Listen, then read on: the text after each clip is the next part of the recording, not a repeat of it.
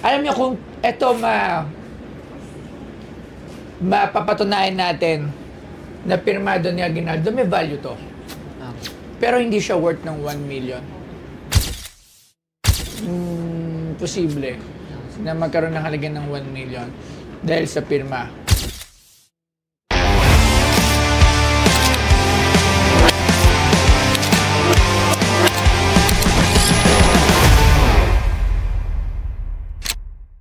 Ano pa pangalan nila?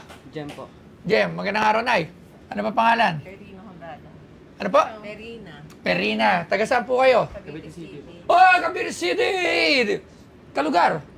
Saan kayo sa Cavite City? Palas po. Palas. Sa may, Palas. Sa may, Padre Pio. Di ba din yun? Sa Medison. So, ano yung dala niyo sa amin ngayon? Ang may pirma po ni Pirma nino? Emilio Aguinaldo. Kala ko, pirma ni Mayor Denver. Pirma ni Emilio Aguinaldo?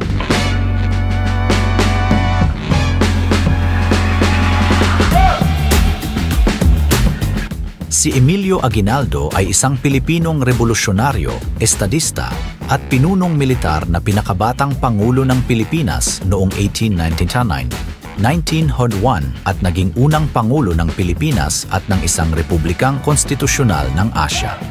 Una niyang pinamunuan ang puwersa ng Pilipinas laban sa Espanya sa Rebolusyong Pilipino 1896 to 1898, pagkatapos ay sa digmaang Espanyol at Amerikano noong 1898, at panghuli laban sa Estados Unidos noong digmaang Pilipino at Amerikano 1899 to 1901.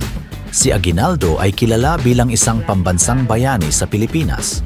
Gayunpaman, medyo kontrobersyal din siya sa bansa dahil sa diumano'y pagkakasangkot niya sa pagkamatay ng revolusyonaryong pinuno na si Andres Bonifacio at General Antonio Luna at sa pakikipagtulungan niya sa imperyo ng Hapon noong panahon ng kanilang pananakop sa Pilipinas noong ikalawang digmaang pandaigdig. Aba, maganda yan. Siyempre, bayani yan ng Cavite. Pag sinabing Emilio Aguinaldo, wow.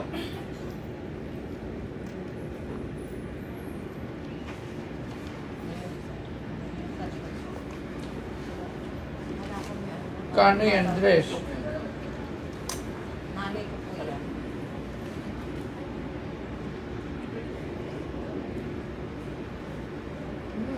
Pirma kaya talaga ito ni, ni Emilio Aguinaldo? 1957.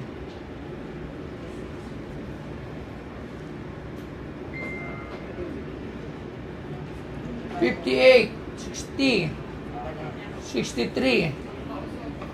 Tingnan lang po natin, Nay, ha? Sayang kasi ang ating expert ay namatayan. So, hindi siya makakapunta dito. Love search mo natin ang signature of Emilio Aguinaldo. Ito pala. Lobat na.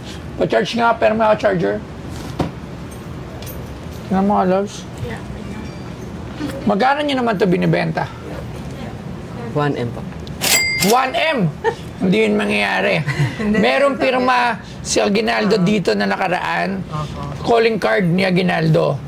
Binenta niya yon ng 70,000. Hindi namin nabili. 50,000 hindi pa rin binili. Kasi hindi ganun kalaki ang yung tag dito, hindi ko sa amin hindi ganun kalaki yung value ng isang signature ni Emilio Aguinaldo. Pero hindi ko alam kasi galing pa siya sa auction nun, ha. Yung calling card yun, natanda mo yung love, yes. Yung pirma ni Emilio Aguinaldo. Dapat bibiling ko na siya, mataas kayong offer, pero ayon sa expert, hindi pala siya nabibili ng ganun kalaki. Yun, galing pa yun ng auction, ha. So sa auction, doon talaga lahat ng kolektor. Doon dinadala lahat ng mga collectible item. So, binibenta yun ng 70,000, hindi nabili sa auction mismo. So, it means, hindi ganun yung worth niya. Okay, so itong 1 million na pirma ni Aguinaldo. Nakikita ba doon kung ano? Tingnan ko. Sa ilaw.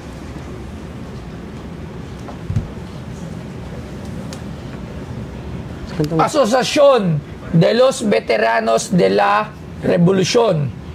Directorio Central, Manila, Pilipinas. Para saan ba to? Yung pag nasa do siya ng cheque sa pensyon ng veterano. Oh. Andrea Canoy. Opo, sinali na.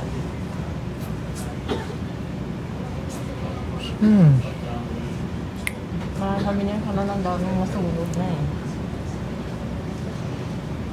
Tanggalin ko ha. Sige po.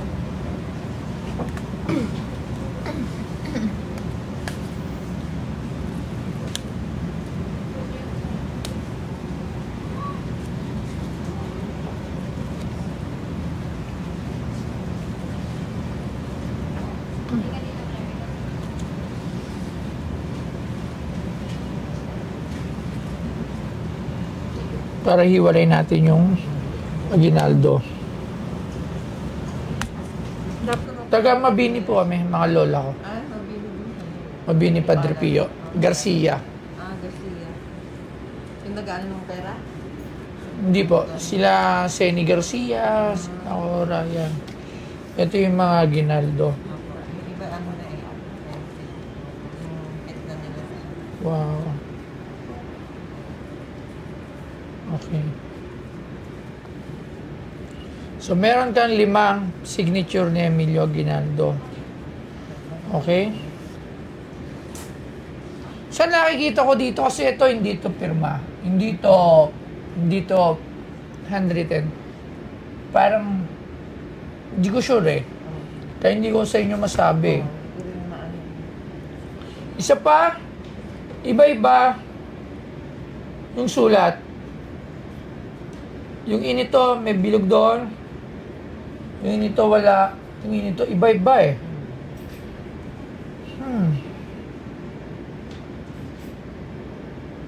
Omboy, tansa, no? Alam mo ba na ang CK Teco ay kinikilala na isa sa pinakamagaling pagdating sa biometric recognition technology sa buong mundo? Ang kanilang mga cutting-edge solution at may kasamang smart entrance management, identity authentication, at innovative office automation. Nakasalukuyang ginagamit sa mga public services, business at iba pa sa buong Pilipinas. Sa CK Teco, walang kapantay ang safety na kaya nilang i-provide dahil sa kanilang top-notch security, convenience at efficiency. At mas mapapadali ang pagmamanage ng inyong security operation. Lagi niyo tatandaan na sa CK Teco ang future ng smart security dito sa Pilipinas. Lagi niyo tatandaan. Si Toy Tumamen. Geng, geng. Omboy, tansa, no? Doon kami pinanganak. 1956, 57, 58, 59.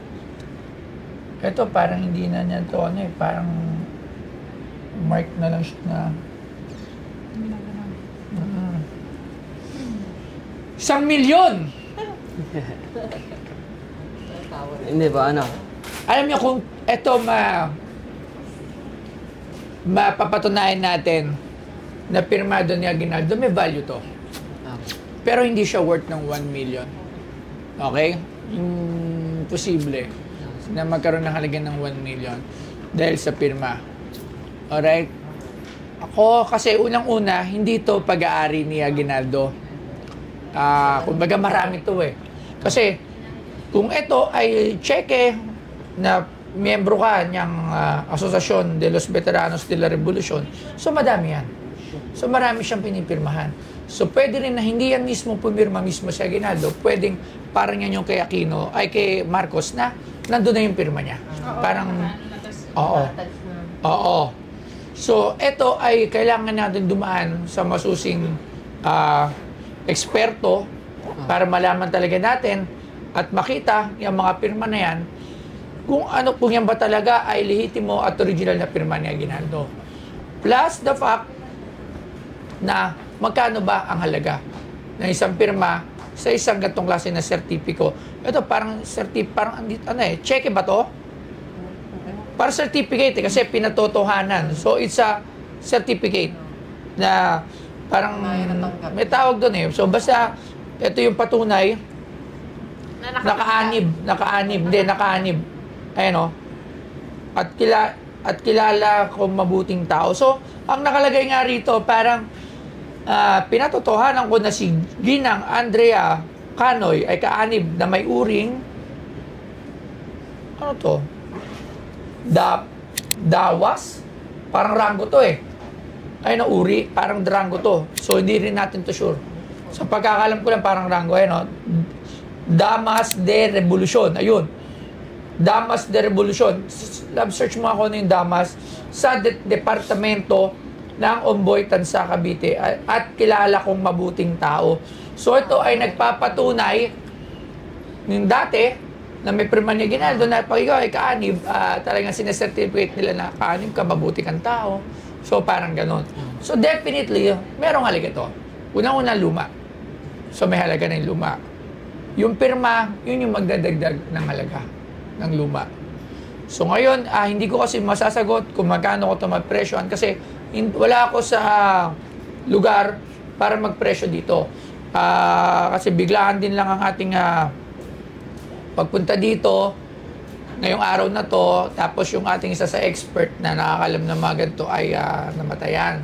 So, hindi siya makakapunta, kaya hindi ko rin mapilit. So, kung kayo po ay kung okay lang sa inyo, ito ay iwan natin dito. Iwan kayo ng contact number. Cavite City lang naman kayo. Sa kanila. Ano no? Number ko. Oo, para pag okay na yung expert, sabihin ko sa inyo yung halaga. At pagka hindi naman sumang-ayon, papadala natin sa Cavite City. Taga doon lang naman tayo. Para malaman din natin. Kasi mahirap magsabi. Ako gusto ko itong bilhin. Kasi, kumbaga, ano to, signature ng mga presidente natin. Maganda rin siyang i-collect. Tapos luma pa siyang sertipiko na nagpapatunay nga na miyembro. Hindi certificate ang tatay ko. Di ba?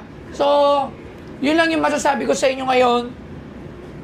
Yung 1 million sa tingin ko imposible. Pero may presyo to. Hindi ko lang alam kung magkano.